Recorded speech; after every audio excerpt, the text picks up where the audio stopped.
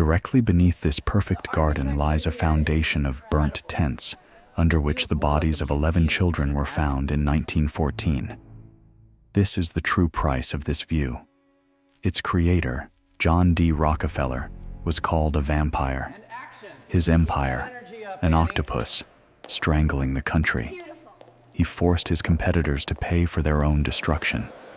Every stone in this wall is a share of a ruined company.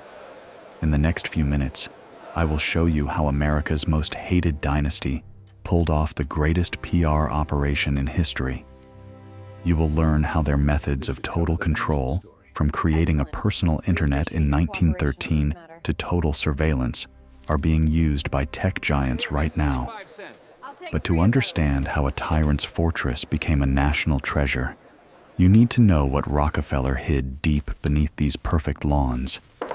This is Kykuit, a place where time seems to have stopped to let beauty breathe forever.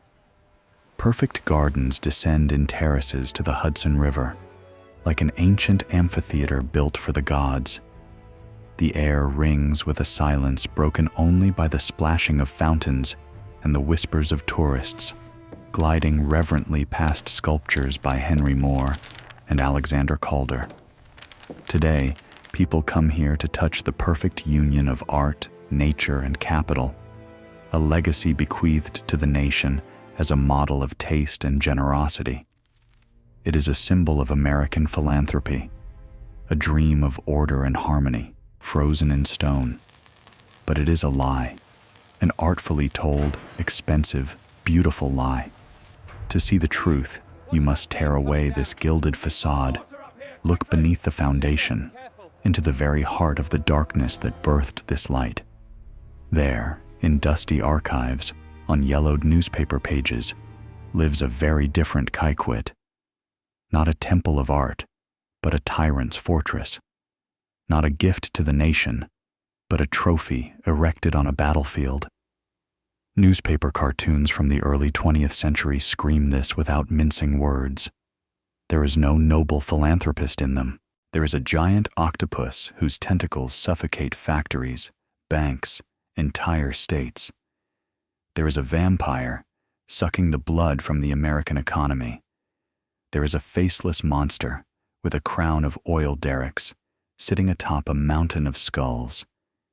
His name is Rockefeller, John Davison Rockefeller, the most hated man in America. Every petal in this garden, every drop in this fountain, was bought with money the press called the dirtiest in history. This paradise was built on the ruins of other people's lives, on the wreckage of thousands of ruined companies, in the shadow of the ruthless Standard Oil monopoly. But even that is not the full price. The most terrible bill was paid not on the floors of the stock exchange, but on the scorched earth of Colorado. There, in a place called Ludlow, in 1914, guards hired by the Rockefellers opened fire on a tent camp of striking miners. When the smoke cleared, the bodies of 11 children were found under the ashes of the burned tents. This estate looks out at the world from its hilltop, like a watchman. But it does not simply observe. It declares that power can rewrite history, that wealth acquired through cruelty can be laundered and turned into a work of art, that the hatred of generations can, over time, be turned into admiration. How did the command center of the most ruthless corporate empire in history become a national treasure? How did a name cursed by millions become a synonym for generosity? To understand this, we must descend from this flawless hill into the hell from which it grew. The story of great wealth is rarely a pretty one. It is not written with elegant strokes of a pen in accounting ledgers, but with blood and oil on the battlefield we call the market. And no one understood this better than John D. Rockefeller. His gospel was simple: order from chaos. His order, his chaos. It all began in 1872 in Cleveland.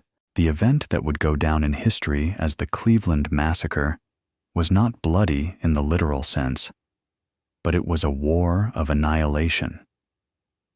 In just 6 weeks, acting with the surgical precision and ruthlessness of a general, Rockefeller absorbed or bankrupted 22 of the 26 competing oil refineries. He didn't just offer to buy them out. He issued an ultimatum: sell now for a pittance, or in a month, you'll have nothing left but debt. His secret weapon was collusion. A secret cartel called the South Improvement Company formed with the biggest railroad magnates. Under this agreement, Rockefeller received colossal discounts on the transportation of his oil. Every cent of that discount was a nail in the coffin of a competitor who paid the full, inflated price. But the cynicism of the scheme ran even deeper. Rockefeller received a kickback, a secret reward, for every barrel of oil the railroad transported for his enemies. The competitors, without knowing it, were paying Rockefeller for their own destruction. The foundations of Kykuit were not poured with mere concrete. They were poured with this toxic mixture of espionage, blackmail, and price wars. Standard Oil created the world's first corporate intelligence network. Its agents infiltrated competitors' offices, bribed railroad clerks to get shipping data, and reported on their rivals' every move. In one region, the company could slash kerosene prices below cost, burning the market to the ground, while in another, where it held a monopoly, it could jack them up to the sky. By 1880, the tentacles of Standard Oil controlled about 90% of all oil refining in the United States. It was an empire built on fear. But the world began to fight back. Journalist Ida Tarbell, whose own father had been ruined by Rockefeller, published a series of articles that exposed the predatory nature of the monopoly. Public fury reached a boiling point. In 1911, the U.S. Supreme Court delivered its verdict. Standard Oil was a malevolent monopoly, subject to immediate dismemberment into 34 independent companies. But not even the law could defeat Rockefeller. He lost the battle, but he won the war. As a shareholder in each of these new companies, the future giants Exxon, Mobil, and Chevron, he became even richer. He became history's first dollar billionaire. However, there was a price that could not be measured in money. That price was paid in Colorado, at the Ludlow mine. The blood of striking miners and their children, who died in the flames of their burned-out camp, became an indelible stain on the family's reputation. Every stone laid in the foundation of Kykuit was paid for, but not just with dollars. It was paid for with ruined families, broken lives, and the lives of children. That was the price of the foundation.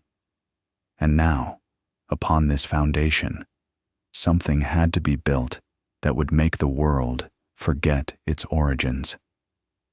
At the close of the Gilded Age, America's nouveau riches competed in conspicuous luxury. The Vanderbilts built marble palaces on the Newport coast to host balls of blinding splendor. Their homes were stages for high society, theaters of vanity built to be seen. John D. Rockefeller, the aging patriarch, looked upon this with cold contempt. He didn't need to be seen. He needed to see. When he began searching for a place for his family estate, he rejected the coast. His gaze was fixed inland, on the high, windswept ridge of the Pocantico Hills, which offered a commanding view of the Hudson River, the main artery of American commerce. He chose the highest point. The name for the place came naturally, from Old Dutch, Kykuit, a lookout post, a watchtower. This was not a vacation home. It was a command center for a man accustomed to running the world from the shadows. But here, two eras, two philosophies, two Rockefellers clashed. The father, John Sr., was a product of the 19th century, a pragmatist to the core, for whom a home was a fortress. Functional reliable, with a good view. Every cent spent had to yield a return. But his son, John Jr., was a man of the 20th century, tormented by his father's legacy. He carried the weight of the Cleveland Massacre and the Ludlow tragedy. He didn't just see dollars, he saw a moral debt. For him, the home had to be an act of redemption, not just a fortress, but a work of art, a symbol of the family's new, purified reputation. This conflict defined everything. The father wanted to build quickly and cheaply. The son, for the ages, regardless of cost. And in the choice of architects, the son prevailed. He hired Delano and Aldrich, a firm known for its restrained, aristocratic classicism. It was a deliberate break from the gaudy luxury of their rivals. The Rockefellers didn't want to build a palace in the style of French kings. They were building a statement that they were the new aristocracy, heirs not to European monarchs, but to Roman emperors. The architecture of Kykuit speaks the language of power, but it doesn't shout, it whispers. Symmetry, proportion, harmony. This is not a boast of wealth, but a declaration of order. Every stone in this wall is a share of stock bought from a competitor on the brink of bankruptcy, but now it is cut and laid in a perfect row. The facade does not seek to dazzle the imagination. It seeks to instill the idea of permanence. This is a house that declares, "We are here to stay." Our power is not an accident, but a law of nature. Father and son reached a fragile truce in this grand design. They decided what their citadel, their eternal monument, would be. But they did not yet know that before they could wage war on the world, they would have to declare war on the very land on which they stood. A man finds a beautiful place and builds a house on it. It has always been so. But John D. Rockefeller was no ordinary man. He found a strategic point and then commanded it to become beautiful. The Pocantico Hills were not hospitable. It was a stone skeleton, only lightly covered by a thin layer of soil. Stubborn, ancient granite that had resisted wind and ice for millennia. Gardens did not grow here. Only stunted trees clung to life. This was hostile land, not meant for a paradise. Anyone else would have considered this an insurmountable obstacle. For Rockefeller, it was just the first line item on the expense sheet. He approached geology the same way he approached business. If reality doesn't suit you, buy a new one. The construction of Kykuit began not with the sound of hammers, but with a deafening roar. It was a war. His artillery was dynamite. Crews of blasters tore into the solid rock, shattering it, reshaping the terrain, subjugating eternity to the will of one man. The echo carried across the Hudson Valley. This was Rockefeller laying claim to geology itself. He wasn't building on the hill. He was building the hill itself. When the explosion subsided, the roar of locomotives took their place. His army arrived on specially laid railway spurs. Long black trains, train after train, brought thousands of tons of fertile topsoil, purchased from other, more generous lands, to the scorched slope. It was a massive landscape transplant operation. The bare granite was covered with a thick layer of black soil, creating the illusion that this paradise had always been here. But even that was not enough. There was no water on top of the hill, the lifeblood of any garden. And so, Rockefeller's engineers created what nature could not. A hidden network of arteries and valves was laid underground. Powerful pumps, an invisible mechanical heart, began to push water up from the valley into huge camouflaged reservoirs. They created an artificial lake on top of the world to feed future fountains and irrigate flowers yet to be planted. It was the ultimate expression of his philosophy. The world is not a given, but a material that can and must be bent to one's will, whether it be the kerosene market or a granite hillside.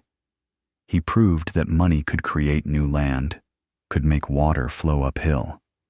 He had conquered the rock, but now he had to face a far more unpredictable opponent, the taste of his own family.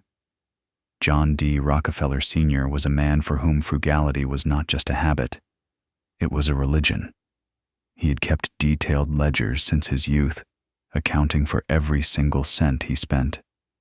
Legend said he wore the same suit for years until it began to shine at the seams, and that he could haggle for hours over a trifle. In his value system, extravagance was not just foolishness, it was a sin. And now this man, this high priest of thrift, was preparing to commit the greatest sacrilege of his life. The first house, designed by the prestigious firm Carrere and Hastings, already stood on the hill. The walls were erected, the roof was on. Workers were busy with the finishing touches. It was a nearly completed building, a monument of stone and millions of dollars. But the higher its walls rose, the stronger the anxiety grew in his son's soul. John Jr., forever tormented by the shadow of his father's reputation, and his wife Abby, a woman of impeccable taste, saw a catastrophe. This house was loud, ostentatious. It screamed of money, but was silent on dignity. It was the architecture of new money in all its tasteless splendor. For the son, who dreamed of transforming the Rockefeller name from a synonym for greed into a synonym for nobility, this was unbearable. And so, one day, a conversation took place. Tense, quiet, but in its consequences, comparable to the explosion of dynamite that shattered rock. The son, summoning a lifetime's worth of courage, pronounced the verdict. He told his father that this house was a mistake, that it was unworthy of their name and their future, that it was a monument not to power, but to vulgarity. For the most calculating man in the world, this was absurd. To demolish a nearly finished mansion? It was like taking millions of dollars in cash and burning it on the lawn. But in that moment, John Sr. saw something more in his son's eyes than mere aesthetic disagreement. He saw a project far grander than just building a house. It was a project to build a dynasty. The father understood. His son wasn't just building walls, but a new, purified family reputation. And that was worth paying for. And then the order was given, unthinkable, almost blasphemous. Demolish it. The walls, which had taken months of labor and a fortune to build, collapsed in a cloud of dust. Every blow of the sledgehammer was paid for with Standard Oil dividends. It was an act of unimaginable extravagance, but it was also an act of transferring power. The father yielded to the son the right to shape the future. They had won the war for aesthetics. But beyond the estate walls, another war was gathering strength. A war in which anarchists replaced architects and dynamite replaced criticism. The new house rose from the ruins of the old, now an impeccable symbol of taste and eternity. Order reigned on the hill, dictated by blueprints and the will of the owner. But beyond this man-made paradise, a very different crop was ripening, a harvest of anger. For millions of Americans in the early 20th century, John Rockefeller was not just a rich man. He was public enemy number one. Every dollar squeezed from his monopoly generated not only dividends, but also enemies. The letters that arrived at his office were not requests for donations, but a torrent of curses and threats, promising retribution for ruined lives and destroyed companies. It was an age of rage, and anarchists were merely its sharpest expression. They saw in Rockefeller not a man, but a symbol of the system they had sworn to destroy, and this threat transformed the construction site into a military camp. The atmosphere at Pocantico Hills thickened, became paranoid. Armed guards began to patrol the perimeter of the vast territory. At night, the shadows of the trees seemed longer, and every rustle in the woods could mean the enemy's approach. Rockefeller, a man of total control, was confronted by a force he could neither buy nor subdue, an irrational, all-consuming hatred. And then, theory became practice. One night in nearby Tarrytown, where Rockefeller was also building, a deafening explosion shattered the silence.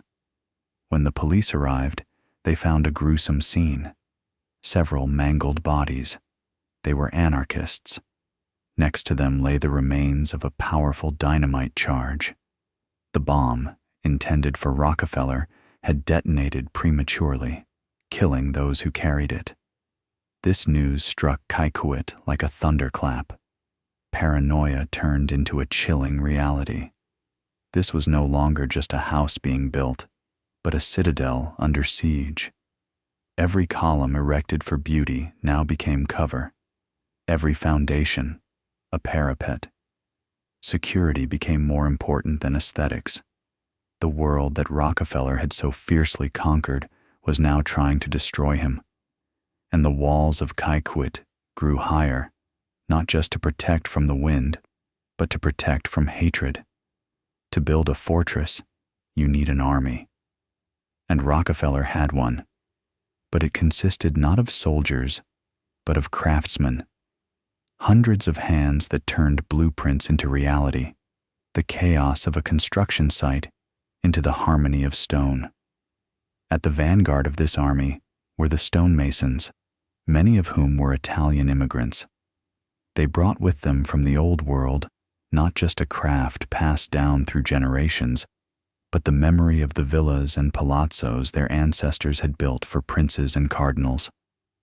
Now, they were building a palace for a new prince, the Prince of Oil. These were men who had fled the poverty and chaos of Europe in search of the American dream, and here, on the hill above the Hudson, they found it. Rockefeller, a man of numbers, paid fairly. The wages were above the market average, and this attracted the best craftsmen. He understood that quality costs money, but in return, he demanded more than just work. He demanded total submission to his code. The main enemy on the construction site was not shoddy work or fatigue, but alcohol. For Rockefeller, a devout Baptist, drunkenness was a mortal sin, the root of all evil and disorder, and he established draconian laws on his territory. Any worker seen with a bottle, anyone who smelled of liquor, was fired on the spot. No warnings, no second chances. This was a zone of absolute sobriety, imposed by the iron will of one man. And this discipline bore fruit. The work proceeded with the precision of a well-oiled machine. Every stone delivered from the quarry was dressed with mathematical accuracy. Every joint in the masonry was flawless. It was a symphony of hammers and chisels, performed under the direction of an invisible conductor. Rockefeller demanded from his stonemasons the same sobriety and discipline he demanded from his accountants in his Broadway office. He was building his orderly paradise with the hands of men who had fled the disorder of the old world. He gave them work and a decent wage, and they gave him their art, their strength, and their obedience. They were the first inhabitants of his ideal world, where efficiency was the highest virtue and order was the absolute law. They were cogs in his great machine that created beauty, and like any cogs, they had to be flawless. A citadel cannot stand on a small patch of land. It needs buffer zones, vast domains that push the hostile world to a safe distance. John Rockefeller looked out from his hill at the surrounding farms and forests and saw not a pastoral landscape. He saw disparate assets that needed to be consolidated. His empire had to expand, but he couldn't just show up and announce, "I, John Rockefeller, am buying your land." His name was both a curse and a golden ticket. Upon hearing it, any farmer would have jacked up the price tenfold, trying to get even for all the sins of Standard Oil. And so, Rockefeller employed a tactic honed over years in the oil business. He began a covert acquisition. Inconspicuous real estate agents, lawyers, and front men appeared on the scene. They knocked on neighbors' doors, made small talk, haggled, citing fictitious buyers from the city who were supposedly looking for a summer home. No one knew that behind these modest transactions stood the most powerful capitalist in the country. On the map of Pocantico Hills that lay in his office, the scattered plots, bought for reasonable sums, gradually merged into a single entity, colored in to match the Rockefeller domain. He operated like a python, slowly and imperceptibly, tightening his coils around his target. In the end, his holdings grew from 400 acres to nearly 3,500. But when the secret became public, a discontented murmur spread through the area. Local residents, whose families had lived here for generations, felt deceived. They found themselves on an island in the middle of an ocean belonging to one man who was reshaping their world to his own liking. And then Rockefeller made his next move, just as characteristic of his strategy. After the stick, the carrot. After the covert takeover, the pacification of those who remained. He began to build roads, dozens of miles of perfect paved roads that connected the scattered settlements, replacing the old muddy tracks. He did this supposedly out of pure generosity, as a gesture of goodwill from a new neighbor. But this wasn't just charity. Every mile of asphalt was a statement. It was both a bribe and a demonstration of who the real master was here. He was telling his new neighbors, "I can cause inconvenience, but I can also bring benefits. Your prosperity now depends on my will." He subjugated not only the land, but also the paths leading to it, becoming a feudal lord who grants infrastructure to his vassals. And the roads, built with money from the oil monopoly, became the veins through which a new, orderly life began to flow into this land. A life according to Rockefeller's rules. The land was conquered, the granite was blasted, the soil imported, the water subjugated. The chaos of wild nature was tamed. Now, a protagonist had to appear on this empty stage, someone who would transform the wounded hill into a work of art. His name was William Bosworth, a landscape architect. He was not just a gardener. He was a philosopher who spoke the language of terraces, fountains, and hedges. Bosworth looked at the slope that descended from the house to the Hudson and saw not just an empty space. He saw an opportunity to make a statement. Instead of leveling the terrain, he emphasized it, creating a series of grand, Italian-style terraced gardens. Each level was a separate, self-contained world, with its own sculptures, its own fountains, its own mood. This was not an imitation of nature. It was the triumph of reason over it. A hierarchy carved into the landscape. Order imposed upon the chaos of the wild slope. At the center of this magnificence, on the main axis running straight from the house, Bosworth installed the Oceanus fountain, a majestic composition of bronze figures, spouting jets of water and roaring seahorses.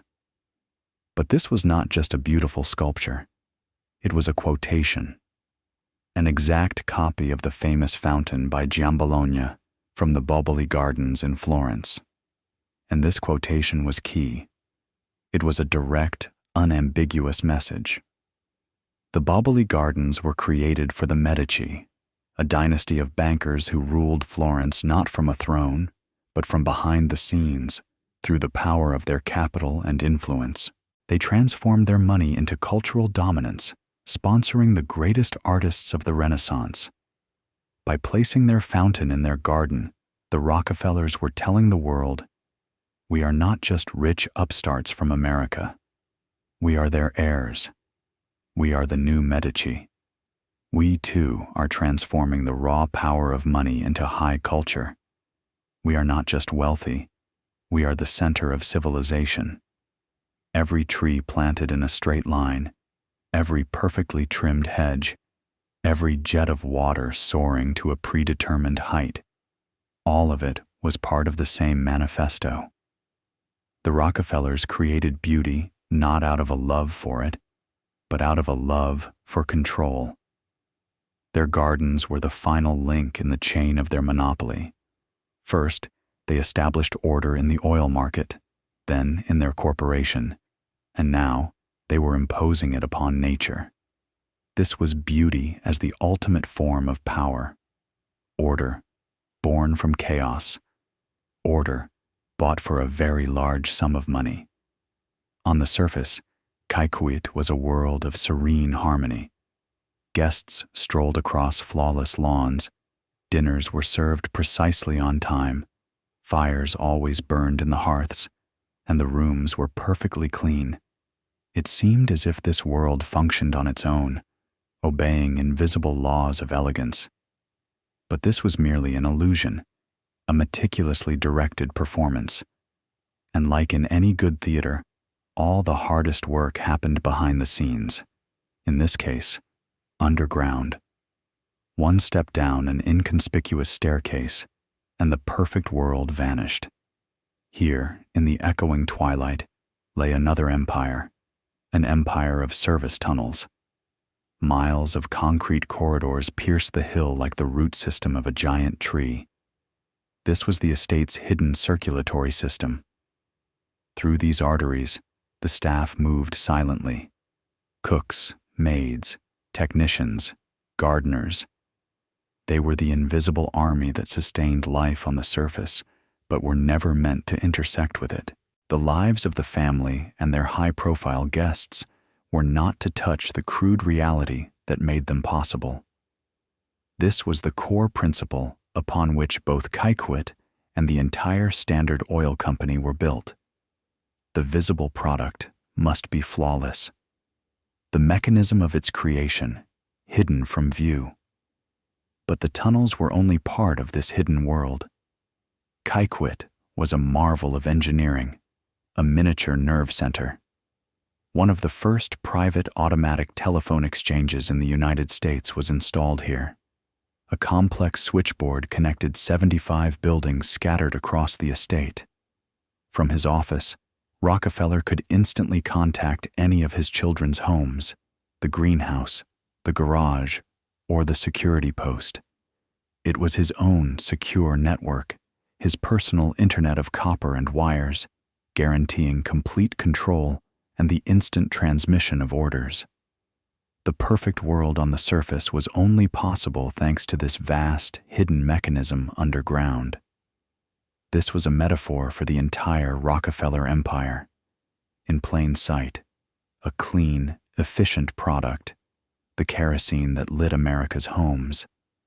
And beneath it, a complex, ruthless, and consumer-invisible system of pipelines, kickbacks, spies, and secret deals that made this product possible. Kykuit was not just a home. It was the physical embodiment of its creator's philosophy. Perfection above, merciless efficiency below.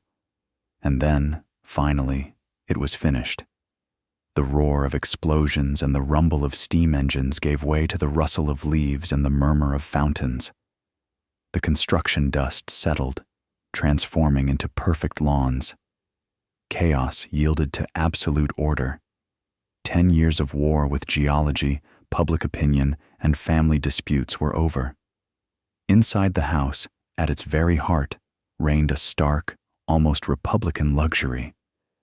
But the main feature of the interior was not the Chinese vases or French tapestries. The main feature was the windows. And not just any windows, but one very specific view. The entire architecture of the house, the entire geometry of the gardens, were subordinated to a single axis. It began deep in the main drawing room, passed through the center of the building, burst outside, pierced the terraced gardens, aligned with the central jet of the Oceanus fountain, and meeting no obstacles, rushed onward toward the wide ribbon of the Hudson River and the distant hills on the other side. It was a giant sightline aimed at the world. When John Rockefeller stood at this point, he didn't just see a landscape. He saw the embodiment of his will. He saw the land that he had created, the gardens he had ordered to be grown, and the river along which barges once carried his oil, flowing to feed his empire. The entire landscape seemed subservient to this gaze, organized around it, like courtiers around a throne. It was not just a beautiful view. It was the gaze of a ruler upon his dominions, the gaze of a man who had striven for total control his entire life and had finally found it in this small, man-made kingdom. He had built a machine for producing order, and now he stood on its captain's bridge. From here, he could look out at the world he had conquered, but from which he was safely protected. This was the pinnacle of his power, the symbol of the complete control he had sought all his life. He had built his perfect fortress, but he failed to consider that the greatest threat doesn't come from the outside. It is born within, with the changing of generations. Time passed. The Standard Oil Empire was dismantled, but its financial power only multiplied, flowing through the veins of dozens of new companies. Power at Kykuit passed to the next generation, and then the next, to the founder's grandson, Nelson Rockefeller, a man with an insatiable thirst, a thirst for power and a thirst for art. Nelson was the complete opposite of his iconoclast grandfather. He didn't see art as an empty extravagance. He saw in it a force capable of shaping minds, defining an era, and most importantly, living forever. He didn't collect companies, he collected masterpieces, and his passion was the most complex, most controversial art of his time, 20th century art. But where to store these treasures?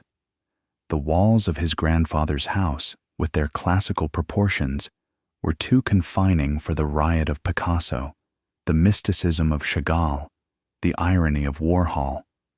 So Nelson made a decision worthy of his grandfather in its scale and audacity. He once again declared war on the hill. Workers returned to Pocantico. But this time, they didn't build up. They burrowed deep. Directly beneath the perfect terraced gardens, under the Oceanus fountain, they carved vast, multi-level galleries into the ancient granite bedrock. This was not just a repository. It was a bunker, a concrete ark built in the heart of the Cold War, in an era when the world lived under the shadow of the mushroom cloud. If the grandfather built a fortress to protect himself from the world's hatred, the grandson built a bunker to protect civilization from the world. He would descend into these quiet, cool halls, and the walls, hung with the greatest works of 20th century art, would close behind him. Here, underground, the chaos of history, the threat of nuclear apocalypse, seemed distant. The order his grandfather had imposed on the surface, Nelson hid in the depths. This was the paradox of the new Rockefeller power. Beneath the gardens symbolizing the order of the Medici era, he created a sanctuary for art born from the chaos of 2 world wars and great revolutions. Kykuit was no longer just a command center. It became an ark, ready to survive the end of the world and preserve for future generations what was truly valuable. It was the final act of control, an attempt to pause time itself and save beauty from destruction. Behind its high walls and immaculate gardens, Kykuit lived a double life. To the outside world, it was an impregnable citadel, the private kingdom of America's most powerful dynasty. But within those walls, it was both a stage and a home.